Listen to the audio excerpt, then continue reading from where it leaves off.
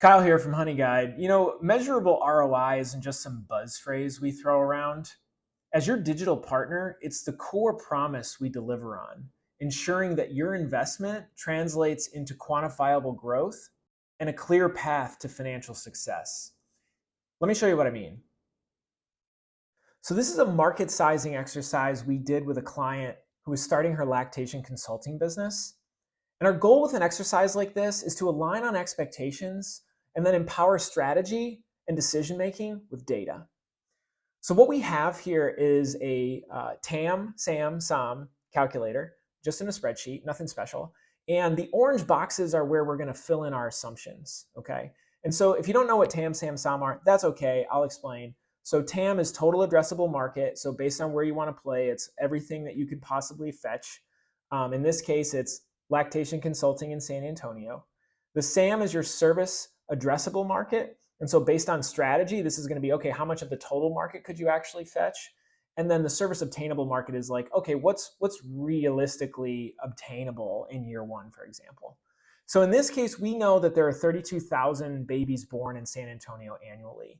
And we'll estimate that as say about 80% of those moms are going to try to breastfeed their babies. So that gives us about 25,000 moms or babies who will be breastfed. And so that's some potential.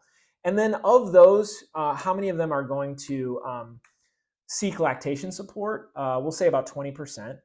There's no right answers here. We're just trying to get a good gauge. So we'll make some reasonable estimates. And then the average spend per mom we'll say is about $300. Okay, so that gives us a total addressable market in terms of revenue as $1.5 million. And then we knew with this client that their initial strategy rollout in year one was to accept cash pay only clients. So we estimate that at 40%, which takes us to about 2,000 clients and $600,000 in service addressable market in year one. And then a general rule of thumb is 5 to 10%. We'll go conservative here and say 5% of that market is reasonably obtainable for a new business owner walking into a space that's crowded with competition. And so about 100 moms will say we might serve in year one with an expected revenue of $30,000. Now, if you're looking at the results of this activity and thinking to yourself, wow, those revenue numbers aren't quite as big as I was expecting, that's kind of the same conclusion we drew with this client.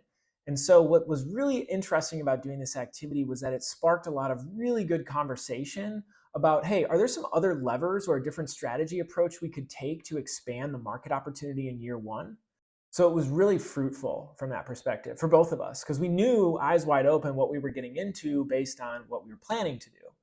If this at all sounds interesting to you or your business, send me a note. I would love to have a conversation with you. Until then, be great today.